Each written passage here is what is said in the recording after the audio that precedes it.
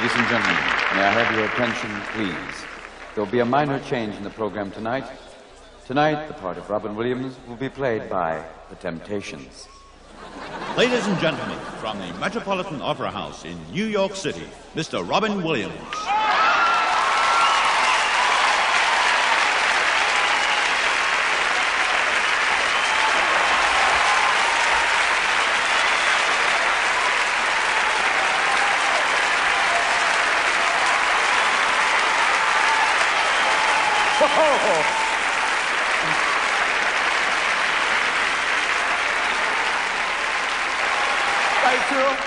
Howdy. Oh, wrong opera house. Thank you. I would like to thank Imelda Marcos for her earrings. Thank you, Imelda. Thank you. God damn, what the fuck am I doing here? This is incredible. How do you get to the Met? Money. Lots and lots of money. God damn. Wonder if Pavarotti's at the Improv going, 2 Jews walk into a bar. Yes. Hello. God damn. This is an incredible place. Look at this and these sets. Music man, oh, that Wells Fargo wagon, it's a coming down the street, so don't let it pass my way. Hey, this lovely coach left over from the second royal wedding. And if you're royalty, you have to learn to do this all the time. It came from this, but means this anyway. Thank you. Isn't it amazing? When you look at Prince Charles, don't you think that someone in the royal family knew someone in the royal family? Now, come on. Easy. Big old ears. Well, if you saw ears on like someone down south, he'd be going, bing, bing, bing, bing, bing, bing, bing. Jeez, look at this. I keep going, what? Easy, Lumpy. We'll be right with you. How you like to play, Mr. Lincoln? Duck. Thank you. All right. It's the type of place for Robin Leach to go, welcome to Adnan Khashoggi's living room. Yes, this man makes more money than you could ever goddamn dream of. I'm Robin Leach with a voice so loud, even animals go, who the fuck are you? Thank you. Nice to have you here. You're a little late. We have to go back and start at the beginning. We had a quick thing. I'll show you.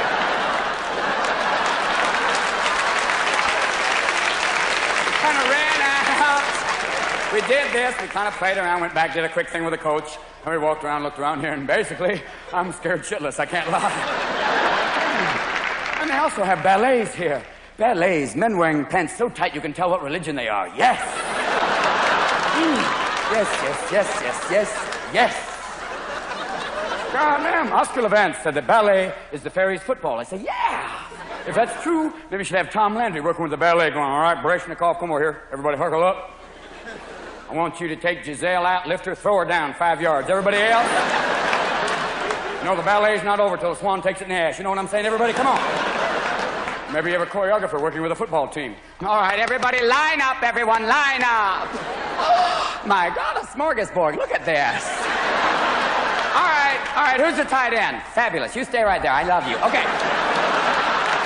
All right, what I want you to do, a simple pattern, everybody. Run long, do this, attempt to catch the ball. The rest of you push. I love it. There's a little man in here going, sorry, he's not here tonight. Take a little sip here to relax. God, thank you for coming.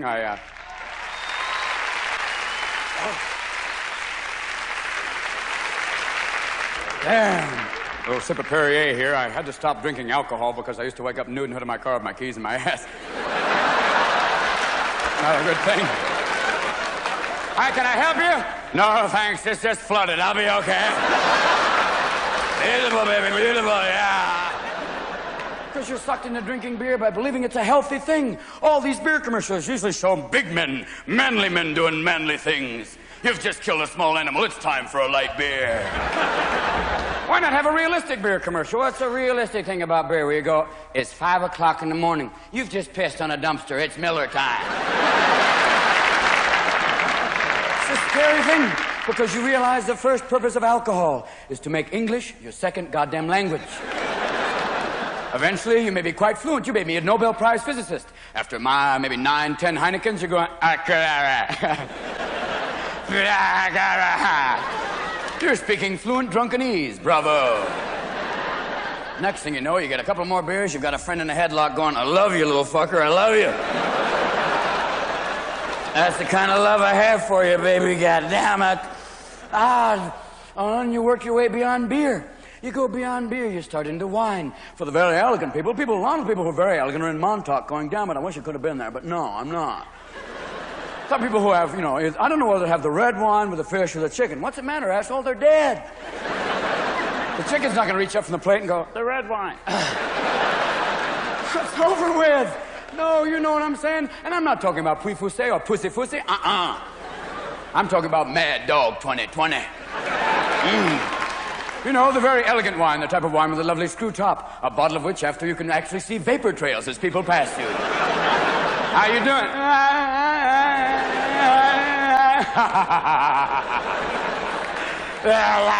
You've gone too far, and you must pay your dues.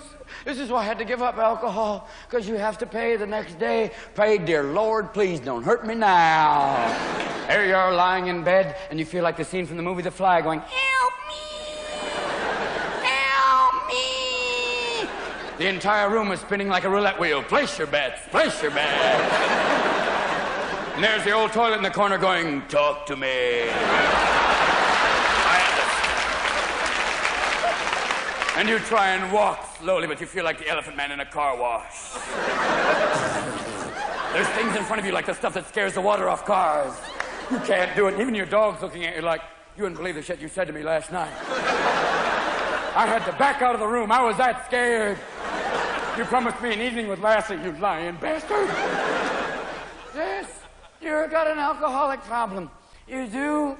And the worst part is there are times when you drink so much you don't remember what you've done the night before. And you get those little phone calls where people let you know. What? Yeah? Really? I took a dump in your tuba? Oh my God, he said sit in with the band. I'm sorry. Oh God, it's over. Oh, don't you see it's all over? God damn it. And then the next thing you know, there you are at Betty Ford Hospital going, I'm fine now. I'm a reformed alcoholic. I feel so much better about myself. I am fine. No, you have that double vodka. I'll be over in the corner kicking the cat. I realized when I became a reformed alcoholic, I said, hey, I'm the same asshole. I just have fewer dents in my car. And then there are your friends who smoke marijuana going, God, man, alcohol's a crutch. Really? Really, Captain Herbalife? Really? God. You just macrameed your ass into the couch and you're giving me shit? Remember when you get so stoned you can actually see a fly in space going, And when you get stoned, your discretion goes out the window. You could be eating kitty litter going, this is crunchy, man. And the horrible thing is people who get stoned try and get their animals stoned to make them feel better. It's not bad enough that you proved that Darwin was wrong. You're going to take the whole family with you. There's your dog going, please don't do this to me. I've just learned to lick my own genitals. Leave me alone. Don't do this to me. And your dog, you go, hey, Farfel. Dog, whoa, my tail, my tail, my tail. Don't do it. Don't push him back down the food chain. Don't do that. And don't mess with your cat because he's looking at you like, give it your best shot, man. I've been doing catnip since the day I was goddamn born. Come on, you blow it in his face. He said, all of a sudden he's Ram Kitty. He looks at you like the first thing I'm going to do, man, is climb you like a goddamn curtain. Then the double dismount. Then 15 times around the house real quick. Scare the shit out of the kid. Then outside by the window making this noise. Like a baby in a blender. And you're inside stone going, oh, God, help me now. And the next thing is you start to get hungry.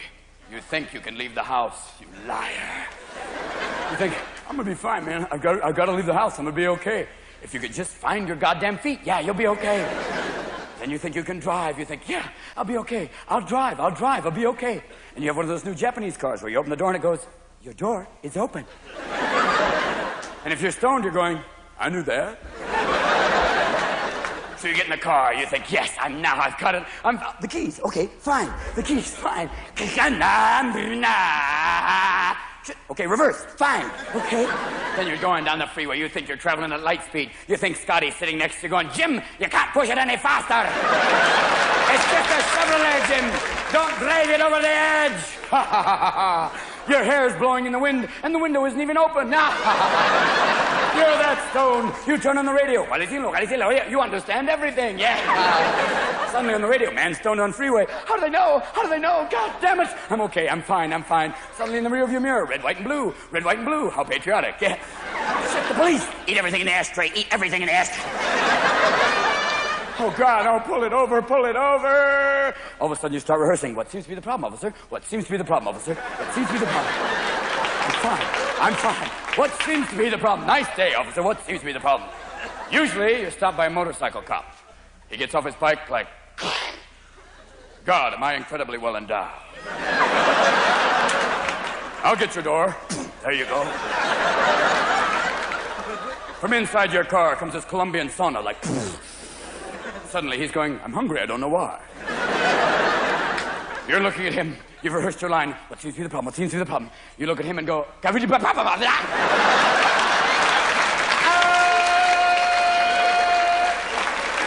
you look at him, his face turns into a cheeseburger. You lunge! Next thing you know, you end up in a cell going, please don't hurt me. But the truth is, you wake up and you're still on the couch at home. You've never left. You're still there. And you were there, and you were there, and who are you? And there's Toto going, you're stoned, man. You're just stoned. But see, there's people who are even beyond marijuana. You know, the people who are going like, hey, is the show on? You know what I'm talking about? The Peruvian marching powder, the devil's dandruff. It's a nice thing, though. Cocaine. What a wonderful drug. Anything that makes you paranoid and impotent, give me more of that. What a great thing to do. Oh, we're back with sound again. Sorry about the sound. I got the sound from Hollywood. People in the balcony were going, we understood him. I guess Juilliard helped for a brief moment. I could enunciate to the back row, just like Sylvester Stallone doing Hamlet. This would be a place where Stallone could do Hamlet. To be or what? Thanks. Jeez. We're back again. We were discussing cocaine for a brief moment. The sound crapped up, but that's why I'm using Supposa sound. No one wants their tapes back. I wonder why. We're talking about how cocaine basically affects you. There's also something called freebasing. It's not free. It costs you your house. It should be called home basing. Here's a little warning sign if you have a cocaine problem. First of all, if you come home to your house, you have no furniture, and your cat's going, I'm out of here, prick. Warning. Number two, if you have this dream where you're doing cocaine in your sleep, and you can't fall asleep, and you're doing cocaine in your sleep, and you can't fall asleep, and you wake up and you're doing cocaine, bingo. Number three, if on your tax form it says $50,000 for snacks, mayday. You got yourself a cocaine problem, smartass. And everybody's doing cocaine. Baseball players have to go in front of a grand jury. They're saying, yeah, I did cocaine. Can you blame me? It's a slow goddamn game. Come on, Jack. I'm standing out in left field for 7 innings. There's a white line going all the way down to home plate. Hell, I see the guy putting it out going, and that damn organ music. The third base coach doing this shit all the time. When he does this, I don't know whether to slide or do a line, you know what I'm saying? And people sliding in the home plate head first. Yeah, you out? Doesn't matter, baby, I'm up now. Yeah. And don't tell me those old-time baseball players weren't doing cocaine. You ever see those old films of Babe Ruth? Him going,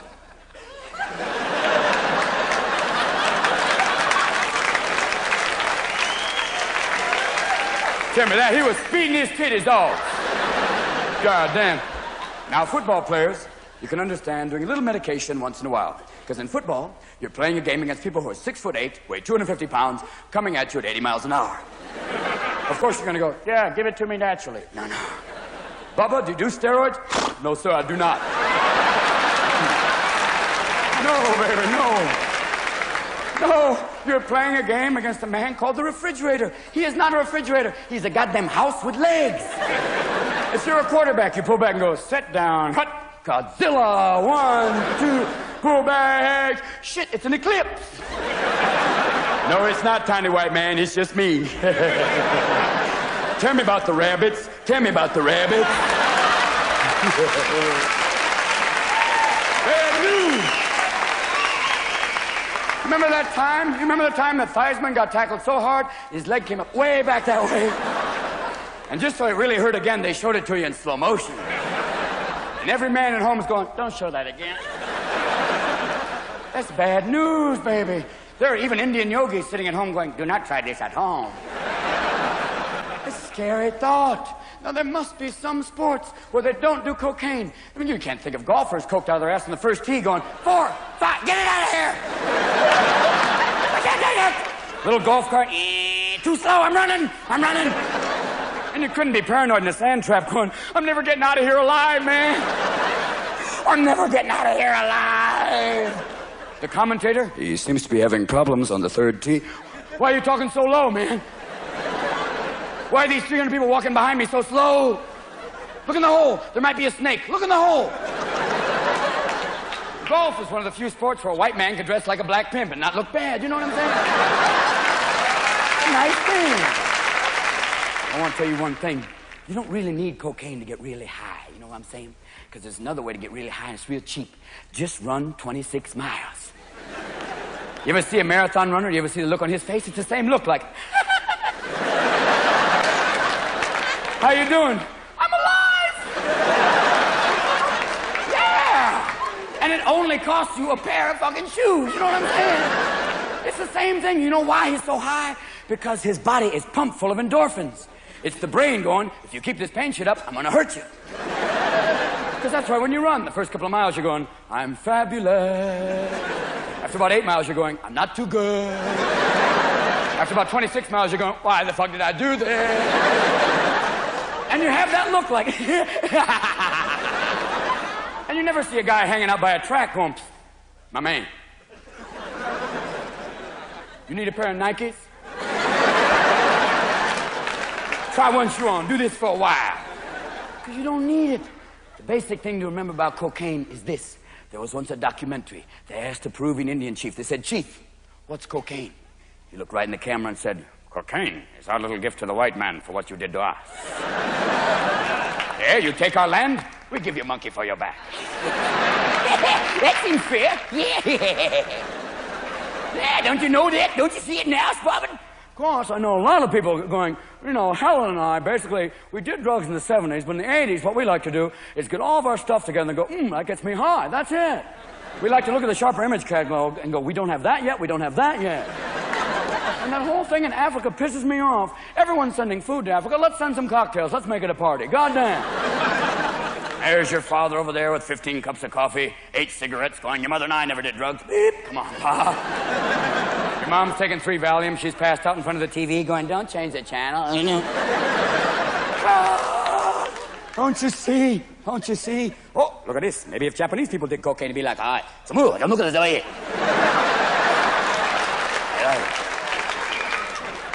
You have to be very careful, because they can nail your ass at any time. In California, you can get nailed for not having your seatbelt on. If you're on the freeway, there you are, you see a cop, I don't have my seatbelt on. Next thing you know, you're on the hood of your car going, you realize you didn't have your seatbelt on? No shit, yeah.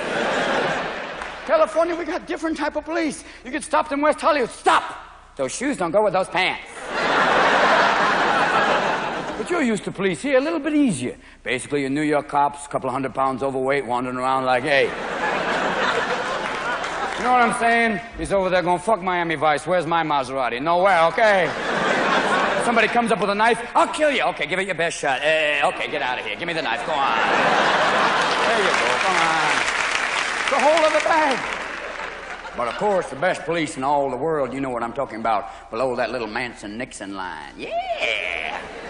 Just down below there, when you're going down south, you get stopped in your BMW there, smart ass, you're in for a good time. They're the good old boys, the ones wearing the mirrored sunglasses with the mirror on the inside. Yeah, you ready now? They usually have one assistant who sits in the car going, we got him, Bubba, don't we? We got him now. Squeal. Get ready for it. Squeal. Come on. Yeah, and you're scared, boy. You're scared. You think you're going to end up with a cell with a man named Bubba going, you my little puppy now. Isn't it strange to think that if you commit sodomy in Georgia, they're going to put you in a cell with another man who's going to sodomize you? Whoa. Southern logic. Oh, man. The whole country's intense. You want to know why the police are intense? Because we're intense. We're armed and they're armed. Yay! It's in the Constitution. It says you have the right to bear arms or the right to arm bears, whatever the hell you want to do. National Rifle Association says you have the right to have armor-piercing bullets if you're a hunter. Why? How many deer wear a bulletproof vest? Is there one big deer out there going, I'm ready for your ass? Come on, give it your best shot. Let's party. I've got a human call. I got a course. Isn't it scary to think that most hunters are people who drink a lot of alcohol with a heavy caliber weapon out there going, yeah, it looks like a deer. Oh, shit, sorry, Bob. Strap them on the truck anyway. Cut a couple of limbs off, put them on, they won't know. God, we're all armed. Here in New York, at least you don't get a lot of handguns. In California, everybody's got handguns. Even ladies, we're just carrying 22s. This makes a small hole. I got tired of carrying my mace because I used to mix it up with my breath freshener and go, oh, there goes the day. It's to the point in California we're going to come home and go, honey, I'm home. Easy, dear. Hold it, honey. Dad, I got you. Hold it, boy. What out there? It's Family Feud, the home game. It's the Mansons versus the Hinckleys. Come on down. Show me automatic weapons. Survey says 50% dead. Now in England, if you commit a crime, the police don't have a gun and you don't have a gun. So if you commit a crime, it's stop. Or I'll say stop again. But here, everybody knows we are armed and it's escalating. It's going to get to the point where we're going to come home one day and people all across the street are going, I built this cruise missile to stop these kids from playing ZZ Top. And the next thing you know, it goes beyond that. It's Road Warrior on the freeways.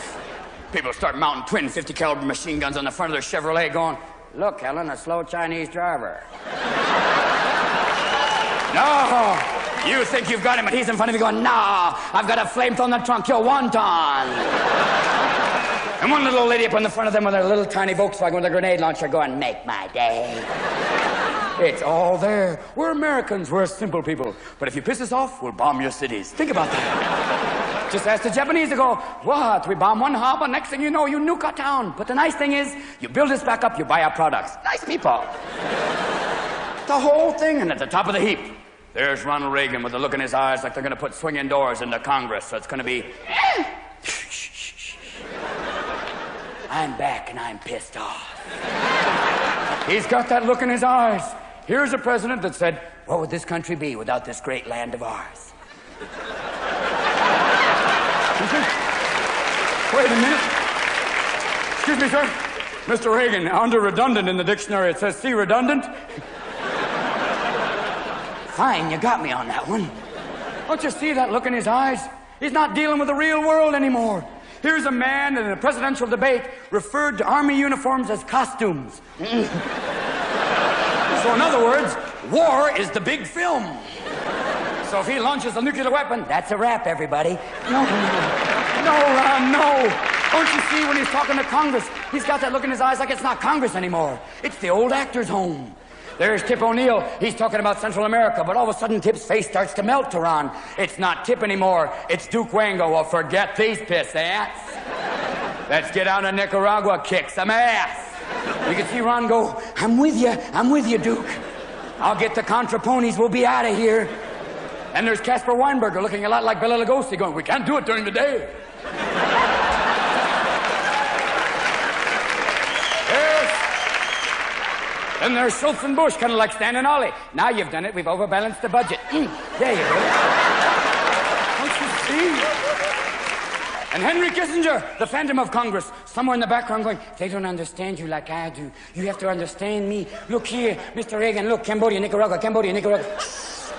I'll be here if you need me. I'll be in the back. Ron's got that look.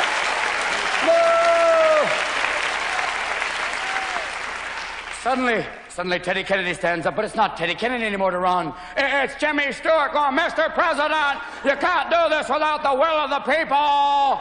Ron gets scared. Oh, no, there's no place like the White House. There's no place like the White House. Thinks about Star Wars, goes back to his room, puts on a black robe, and suddenly he's Obi-Wan Kenobi. Standing there, Nancy has 2 Danishes strapped to her head going, help me, Obi-Wan. Help me, Obi-Wan. Don't you see when you look at Reagan? He was Disney's last wish. Don't you see that?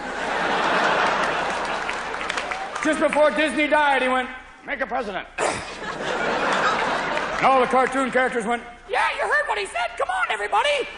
Goofy, you'll be Secretary of the Interior. Oh, come on.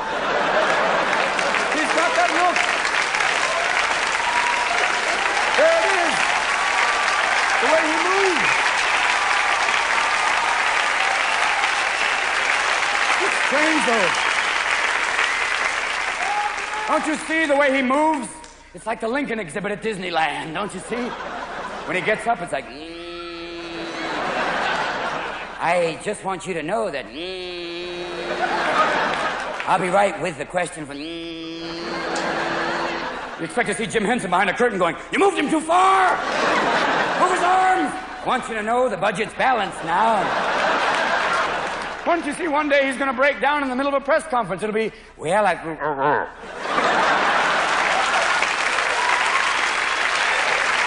have to go now. Basically, it's summit time again. A summit. A summit is a strange thing where they talk about nuclear arms. It's a strange thing. It's like 2 lepers hand wrestling. You know what I'm saying? Every time you push something wrong, boom, it falls apart. They're talking about partial nuclear disarmament. This is also like talking about partial circumcision. A strange thing. You either go all the way or fucking forget it. You know what I'm saying? And they go to Geneva, where you sit down, you buy some chocolate, have a few watches, and say, hey, fuck it, we can't do anything. I'm out of here. Okay. No, I'm saying you're going to have a summit. You better do it in Carmine's Clam Bar down in the village. You know what I'm saying? Get a couple of people named Vinny to go sit the fuck down. You get over there, you sit down with a couple of guys with a middle name V, you know, like Johnny the Fish, Jimmy the Squirrel. You come over here, you know. Hey, Mr. Reagan, let me get you some clams, okay? Ron, Gorbachev, what's this? A map of Albania? Wipe that shit off. Okay, come over here. Over here. 2 of you, sit down. What are you doing over here? Come here. What is this? What is your hair from Big Boy? Come over here. Sit down. Let me get you. Gorbachev, you want some red wine? Let me guess. Yeah, you did. Come over here. 2 of you, you work this shit out or you wake up in the trunk of a car. You know what I'm saying? We got divided up. Gorbachev, you start off. Reagan, you listen and stop doing this shit. Okay, Gorbachev, you start off. Okay? All I want is maybe a little bit of Western Europe. Nude 3D picture Brooke Shields. Because the eyebrows remind me of Brezhnev, okay? Reagan? Well, The fuck are you, a Muppet? No, I think I should show you who I really am. It's me, I'm back again. I told you I'd be back. It's Halloween Part 5. Jason's back and he's pissed off. I've got the tapes now and no one's fucking with me again. And Richard Nixon on the cover of Newsweek is like John Hinckley on the cover of Guns and Ammo. Not a good idea. He's back. Whoa. And it won't even be them that blows the tits off the world, no. In the Middle East, there's old Muammar Gaddafi, or his friends call him Mo. Hey, Mo! Hey, hey, you numbskull. No. When you look at Gaddafi, doesn't he look like a cross between Omar Sharif and Charles Manson? Kind of that little face thing? He's got the handsome face, but the eyes are going helter-skelter. Helter-skelter. They call him Colonel Gaddafi. Sounds like he should have a chain of terrorist chicken stores. Come on down to Colonel Gaddafi's bomb in a bucket. Come on down. Bring the kids. Get a grenade. Come on down. Here's a man who had the audacity to go, it's a line of death. You cross it, you die. Okay? You cross this line, you die. Okay? You cross this line, you die. This line, you die. Okay, you knock on my door, I'm not coming out. What?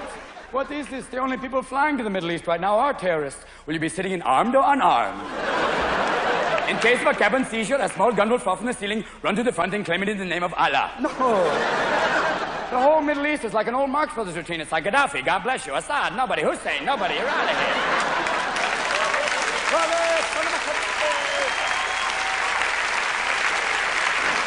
Prime Minister Botha, why courtesy phone? Prime Minister Botha, why courtesy phone? Strange thing. South Africa's getting to the point where even Lester Maddox is going to have to go over there and go, excuse me, Mr. Botha, can I talk to you for a moment? George, what do you think? Okay, come on. Mr. Botha? Mr. Botha, can I explain something to your ass? Let me show you the odds here, Sparky. There's 14 million black people. There's 3 million white people. Now, does the name Custer mean anything to you? I think you gotta circle them up. You know what I'm saying? Either you better circle all the wagons or learn some sports real quick. Scary times. And there's Kurt Waldheim. Mr. Waldheim, are you a Nazi? Well, we had a few BS. Next thing you know, there we are in Czechoslovakia. What's next? Poland? No. What about that picture of you and Hitler? It's like the Inquirer. They matted it in. It wasn't me. No. It's all too crazy. And no, there's the United Nations, like a traffic cop on Valium. All this is going down. They're going, stop. Stop. Best thing for the UN to do right now is to go condo. You know what I'm saying? It's scary times. Makes you think that Jesus Christ is going to come back, but this time he's not going to look like Ted Nugent. He's going to look like Charles Bronson, and he's going to be goddamn pissed off. I'm not a carpenter this time. I'm a sheet metal worker, and don't fuck with me, okay? First man I want to talk to is Jerry Falwell. Get his ass down here. Bring him over here. Bring him over here. And there'll be Jerry Falwell. Jerry Falwell going, you know, the Lord Jesus loves you if you send your money. He's here. Good night, ladies and gentlemen. Bobby, get the plane. Get the... Jesus, how have you been?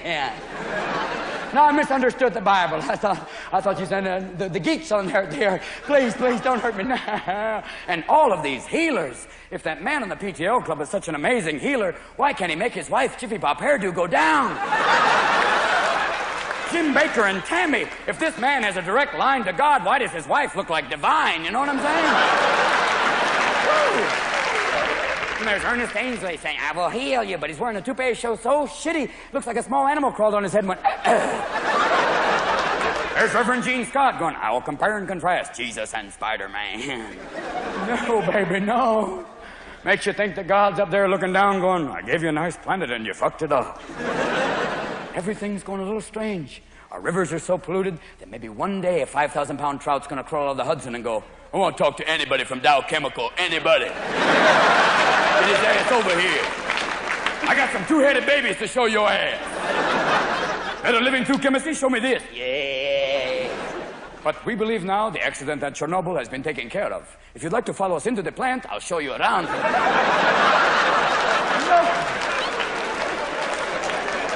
Tom Waits once said that, you know, maybe there's no devil. It's just God when he's drunk. Well, if God drinks, do you think that God gets stoned once in a while? Look at a platypus. I think so. There's a... You think God's up there going, okay, let's take a beaver. Okay, let's put on a duck's bill. Hey, I'm God. What are you going to do? Okay, he's a mammal, but he lays eggs. Hey, Darwin. Yeah. There you go. Because nature does that. Nature has no rules. It has no rules at all. Every time you think there's a rule for nature, it goes, no, I'm out of here. If we take the planet out, if we blow this earth to death, we're gone. Nothing. Nature will go, I'm back. It'll keep going. It'll be new forms, different things. That's what spring is. Every spring, every animal has that look in their eyes like, yeah. Flowers like Barry White going, oh, baby, give me your hairy stamen now. That's why your dog looks at you like, listen, man, you got a choice. Okay? I can either hump your leg or leave the house. It's up to you. Your choice. It's a time when your cat looks at you like, have you ever seen this before? Basically, it's that urge. It's springtime. It's nature crying out, let's party! It's time to go wild and do that dance of love. It's time when male birds do that incredible thing where they go, check it out, check it out, check it out, I'm incredible, check it out. And the female birds are usually going, maybe. Yes. And we, as human beings, we are driven by the same sexual desire. Men, You know you have a tiny creature living between your legs that has no memory and no conscience. You know that. You know you have no control. There is no control over this tiny beast. You wake up in the morning, he's been up 5 minutes before, you're like, how you doing? No conscious control. He's there. Yaha. Morning, time for jumping. Yeah. And whoever you will, they look at you like, who are you thinking about? He looks at them with that one good eye, and nobody, I'm on my own. Let's play horseshoes, get a towel, put a hat on me, let's take a chance. And you may be playing sports, maybe with other men. You've just done manly things. You've played a good game of football. You've just turned your friend's face into goo. You're in the locker room. You're soaping up going, good game, everybody. All of a sudden, he rises up and goes, hey, good game, everybody. All your friends are going, yeah, real good game, Bob. You have no control. It should be a separate creature. You should be able to take it off, boom, put him on the ground. Take him for a walk. He's got the rollers. You'd be like, yeah. Make it a different beast. You'd have some control, at least some control. Heel. You'd have some control then, but as it is now, you have none. No control at all. Women know this. When you look at it, you can see the look in their eyes like, oh, it's a ridiculous piece of flesh. My God, it looks like a snail wearing a helmet. What is it? Or if you're uncircumcised, look like a snake wearing a sweater. You know that. It's ridiculous. But the moment he starts to rise, yeah. It's a different case. They get that look in their eyes like, alien! Yeah! Strange, why? Why is he here? Why are we driven by this desire? We have lust. Lust permeates our soul sometimes. Men, we are so driven by this lust that we have a violent streak that comes along with it. If we can't fuck it, we'll kill it. You know what I'm saying? It's like that. That's how we make weapons. A nuclear bomb. It's basically a man's way of saying, I'm going to fuck up the earth. Yeah! A woman would never make a nuclear weapon. They would never make a bomb that kills you. They'd make a bomb that makes you feel bad for a while. See? There'd be a whole other thing. That's why there should be a woman president. Don't you see? That'd be a wonderful thing. It'd be an incredible concept that. There would never be any wars, just every 28 days, some intense negotiations. That'd be the good thing here. Because you have that release. As a woman, every 28 days, you can get crazy. Your friend comes into town. I don't think it's a friend, do you? How many friends make you want to stand on top of the roof with an automatic weapon and go, get in the house! Get in the fucking house! No, it's not a friend. That's why men are going, oh, maybe not. We're driven. We are driven by this desire, by this strange creature. Wouldn't it be nice sometimes? Wouldn't it be nice if you can go into a bar, buy him a drink once in a while? There'd be a big bar up here, a little bar down here for him. Go into the bar, yeah, put him out. He's looking up at you with that one good eye like, how you been, baby? Sorry about last night. I guess I got nervous, fired off a couple of warning shots. What the hell? But if you didn't try and strangle me, I'd have a better chance, you know what I'm saying? The hell, I can't go back in there, man. That's some scary stuff, you know what I'm saying? I'm not going back without a wetsuit and a mining helmet, I tell you that. You better work on that stuff. I'm not going back. Hell no, I won't go. Hey, forget what I said. Who's that? I'm going down here. You talk to her. Downscope. Don't you see? It'd be the only true character witness you could ever have at a divorce trial. Your Honor, I'd like to bring out a character witness right now. I believe it has a lot of bearing on the case. Promise to tell the whole truth, nothing but the truth. Promise to raise your right hand. I don't have a right hand, but I'll give it a shot. Mr. Fallis. On the night of the 15th, what do you remember? Well, it was light, it was dark, it was light, it was dark, it was light. Couldn't see very well. The hell am I supposed to do? God damn it, what the hell am I supposed to do? What do you want from me? God damn it, I didn't know. He's the commander. I merely sat down here. I held the testicles. I didn't know why. I am not an animal. I am a sexual organ. It is this creature, this lust. But what compensates for this? There is also your heart. Your heart is romance going, what about love? What about poetry? And he's down there going, whatever works, babe, yeah. Then above romance, there's your mind going, I believe you're both right. We must propagate the species, but yet we still must have a conversation afterwards. That's why I'm looking for a woman who gives mind, if you catch my drift. That's why we are driven to meet Miss Right, or at least Miss Right now. And you do. And you do the act, the wonderful act of making love. And you're making love. And you feel like a god. And the moment you have an orgasm, you look like goddamn Goofy. You're going, yes, yes, yes. Whoa! Is this fun or what? Oh, whoa, oh, wow. And if we found somebody else, it'd be even more fun. Oh, God. Men can't fake an orgasm. Who wants to look that dumb? You know what I'm saying? It's an incredible thing, because once a man has an orgasm, he's there as a vulnerable human being, and then...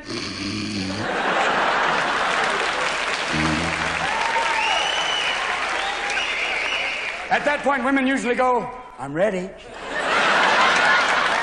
And he's there like a little prize fighter going, oh, Charlie, I could have been somebody, goddamn it.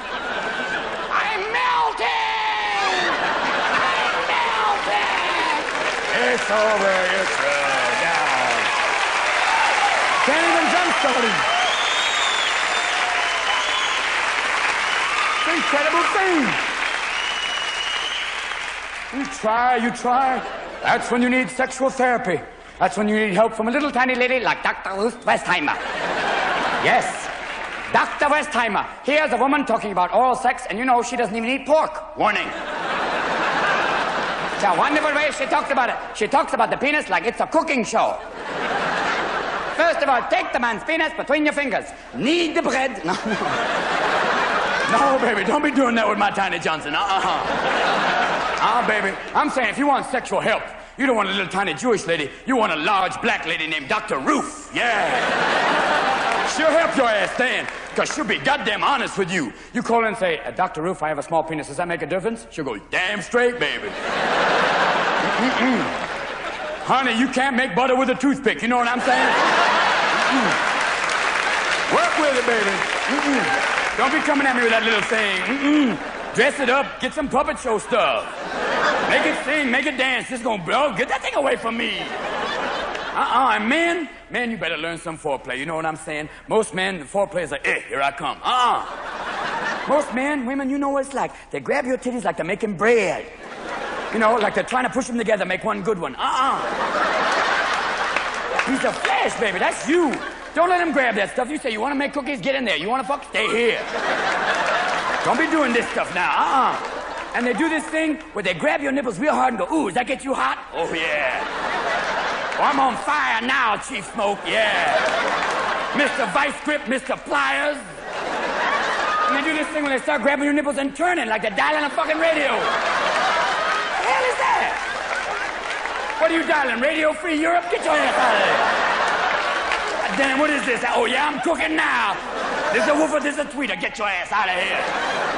Next time a man grabs you like this, you grab his little testicles. Oh, is that a slinky? I think he'll wise up. Yes, sir. He'll learn some goddamn sensitivity then. And if you squeeze, his little eyes will go, wow. You'll have his attention. He's not going to fall asleep on your ass then. He starts to nod off. Boom. I'm back, baby. I'm back. Because that's the way it is, baby. And men, don't be afraid of oral sex. I know most men are going, I'm out of there. I say, bring a lunch, stay for the day, baby. And if you can't look at it, bring a Mr. Potato Head. Make it look like somebody you know. Yeah. Make it look like Sigmund Freud, your Uncle Murray, anybody. Have a good time. Enjoy yourself. Have a good time. Enough of this serious stuff. Like men get all so serious. Like, behold, get that thing out of here. Have a good time and use some birth control, girls, because you better be using something, because those sperm are coming out of there at 500 miles an hour. And a little piece of rubber is not going to stop that. It's like putting gauze in front of a semi going, come on through. A diaphragm is at least good because it's a little tiny trampoline for the sperm, you know what I'm saying? Doesn't stop them, but it amuses their ass for a while. You know, they go, yo, hey. You know, little tiny Kathy Rigby sperm doing this stuff. Yeah. That stuff keeps them going, makes them wonder where they are. And men, if they're not going to use a diaphragm, use a prophylactic. You know what I'm saying? Use a prophylactic. And I know most men are going, I am not going to wear a prophylactic because it make my penis look like a tiny terrorist. No, baby. Put it on.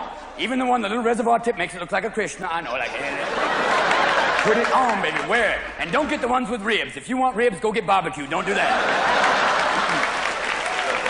Don't get the tickler, the French tickler one. No, that looks like a damn sea anemone. We're not doing Jacques Cousteau here. Get that damn thing off. Just use some simple birth control. Because, ladies, the best birth control in the whole world is simply...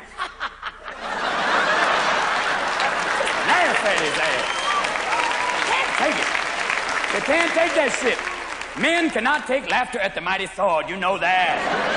That's why it's down here. But the whole damn purpose, the whole thing, the whole reason you're doing all this is because one little sperm gets through, bang, you got yourself something wonderful.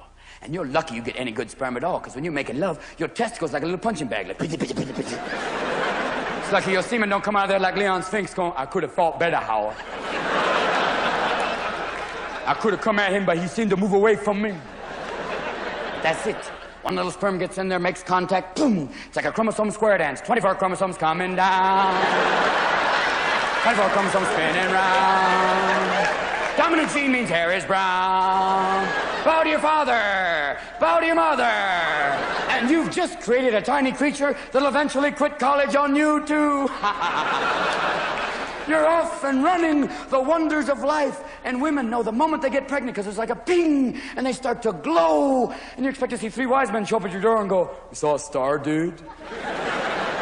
They've got this incredible feeling about them. And the natural process takes a slow, slow transition. And 3 months later, the wonderful thing happens. The titty fairy arrives.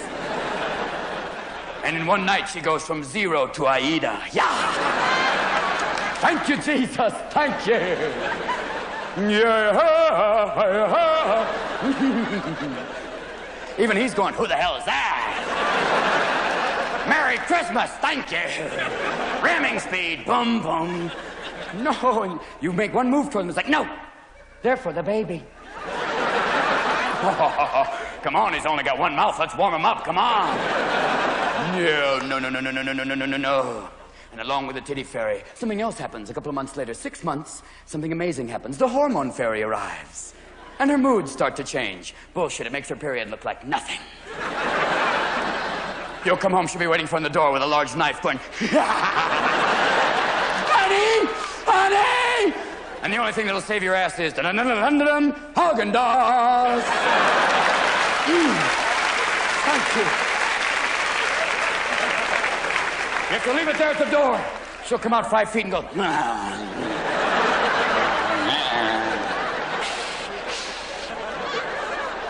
it's over.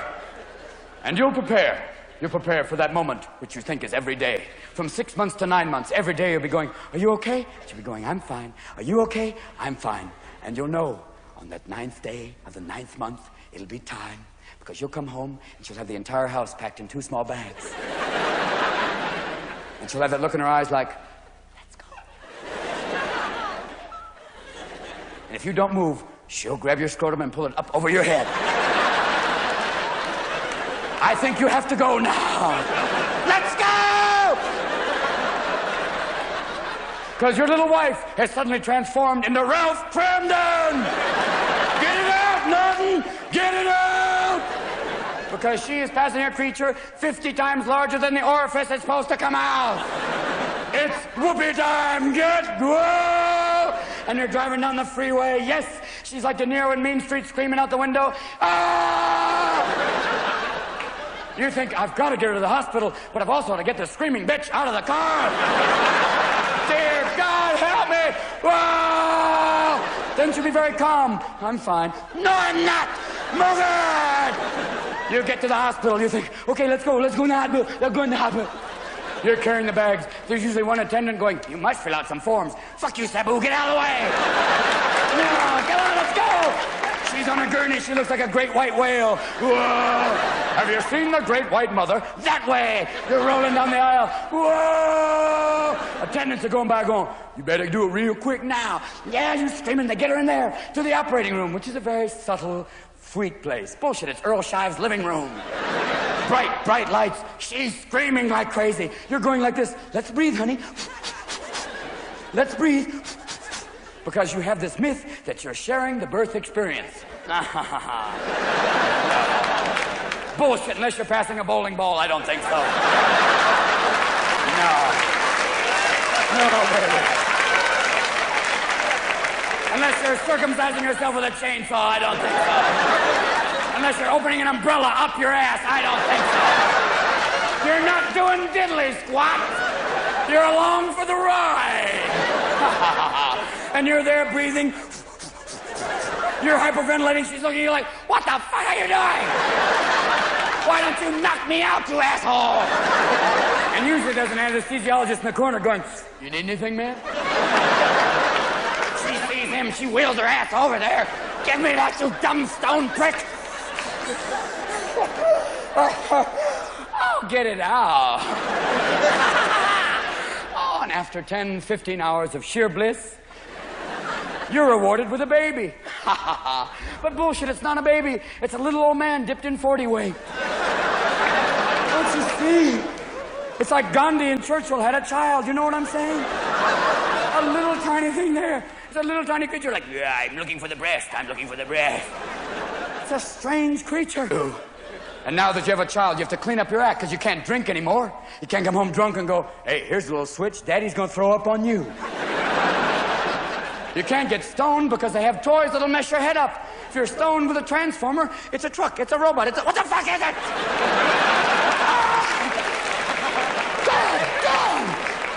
And you couldn't do cocaine. There's a Teddy Ruxpin doll. I'm Teddy Ruxpin. It's the type of doll you think that when you fall asleep, the doll wakes up and goes, you must kill Mommy and Daddy. You don't need drugs when you have a kid. You're awake, you're paranoid, you smell bad, it's the same thing. You're like, the baby. I've come home sometimes, found my wife in the doorway with a large knife going, I think you should talk to him. You expect to walk in the nursery, see the kid 5 feet over the floor going, come in, Father. Damien, put the dog down, Damien.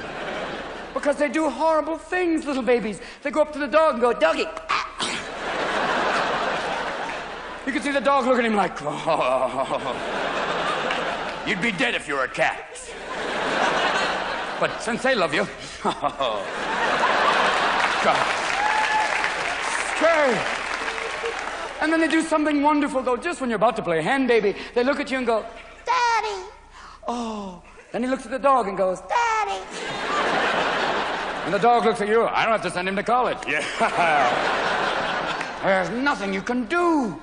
My son is 3 years old. It's an amazing time. It's like big head, little tiny body. It's an outrageous time when they ask you about everything. It's like, why is the sky blue?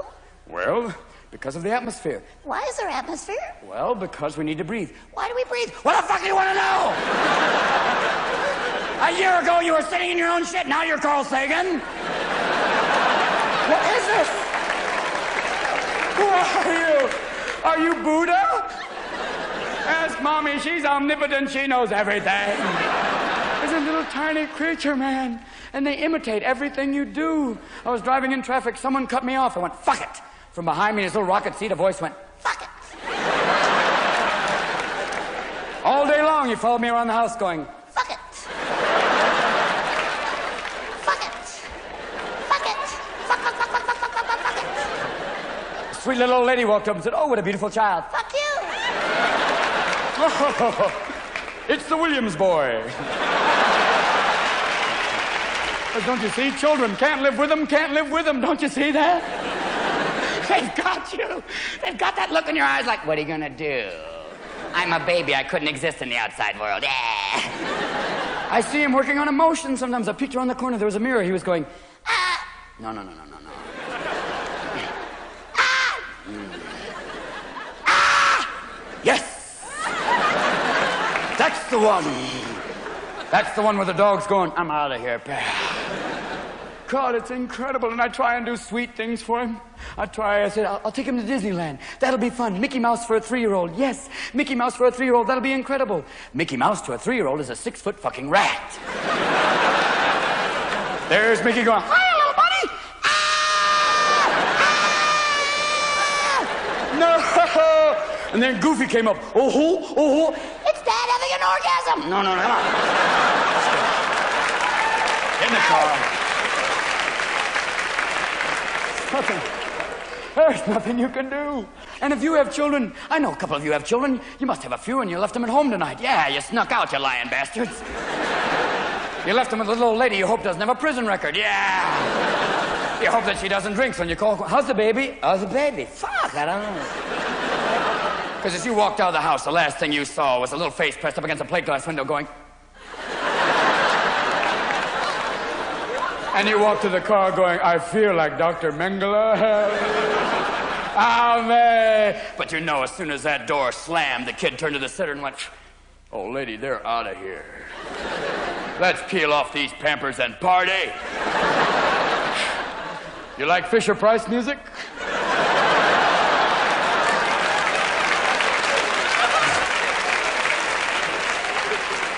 Because that's it. You've got to work with them. They've got you. They're going to do to you exactly what you do to your parents. They're going to come up to you and do the same thing. I know my son's going to do it to me. 16 years from now, he's going to walk right up to me, look me right in the eye and go, God, Dad, you're fucked. My father will be standing right behind him going, yes! Yes! Revenge is mine! And you have dreams about your kid. You have dreams that maybe one day your kid will be up there going, I'd like to thank the Nobel Academy. Then you have this other dream where your kid's going, do you want fries with this? You don't know. You don't goddamn know, do you? Because it's a crapshoot. It's a damn crapshoot. And now you have to worry. You have to worry what's going to happen with him, what the world's going to be like. You don't even know who the next president's going to be. If you graph the way it's going, goes from Jimmy Carter, pretty benign. No, bullshit, a Valium poster child, you know? The next one, Ronald Reagan, Howdy Doody Sr. Everybody believe me now. If you keep going benign, the next president's going to be Mr. Rogers. He'll be like, huh? Can you say Armageddon? I think it's too late. Or if you get macho, the next president might be Clint Eastwood. And the only man in the world who could run against him would be Jack Nicholson. Yeah. It's truly a good debate. Be the shortest debate in the history of politics. All Nicholson has to say is, how can you debate me? You haven't opened your goddamn eyes in 20 years. Bingo, you're gone, baby. You don't know. You don't goddamn know what it's going to be. Maybe one day Ron wakes up. I thought it was the alarm clock. No, baby. Or maybe it's going to be all right. Maybe it'll be a wonderful world. Just like the Epcot Center says. Maybe one day we'll travel at the speed of light. They'll have to lose our luggage beforehand. You don't know. You seriously don't know. There are times my son looks at me and gives me that look in the eyes like, well, what's it gonna be? Hey, Zach, hey, it's, I don't know. But maybe along the way, you take my hand, tell a few jokes, and have some fun. Hey, how do you get to the Met? Money. Yeah. Come on, pal. You're not afraid, are you? Nah. Fuck it.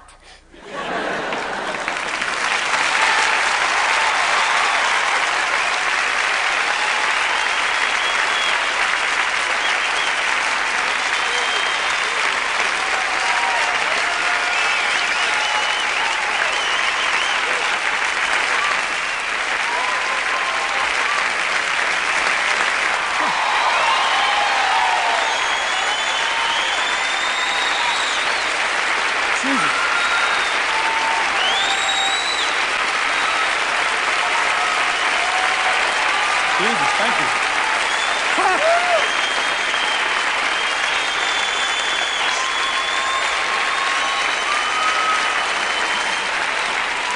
Thank you. Oh, thank you. This moves me. I don't know how much it moves me, but... Jeez, this is incredible to be at the Met right now, and the people at the Met are going, you ain't coming back. I'll tell you that right now, you ain't coming back after what you did. But we did it. Jesus. Whoa. This is incredible. Look out here. I wonder, do they have ballet teams to go? I'm moving the fucking set, okay? I'm moving the set. God damn, look back over here. Have some Mr. Hoffa, 5 minutes. Jesus. Yes. God damn. Wonder if they have people before the opera, the guys come down. Number 42, Pavarotti. I'll be singing Lohengrin. Thank you. God. Yes. Jesus, I feel like walking away with this like, God damn, I played the Met, I don't think I'm coming back, but this has been goddamn incredible for me. I wish the people in the balcony goddamn good luck. I feel maybe there's like an opera rap song, and they go, people sing opera rap. I'm a rapper kind of thing. Can't you see? Then I feel it. Sing I.E., the kind of beauty in the common. Don't you die? I say, baby, sit and cry. I say, aria, you're my man. If he can't do it, Wagner can. I say, Wagner, Verdi, Puccini too. Come on, everybody, do what you can do. Said opera rap. Looking through the glasses, looking through the sight, see the things that you do every night. Say elephants, eagles, dancing things, soldiers walking and the people don't sing. They say opera rap. People there moving in the ballet too, dancing in tights and it works for you. Take it on, baby, and I'm out of here. God bless you, New York. Good night.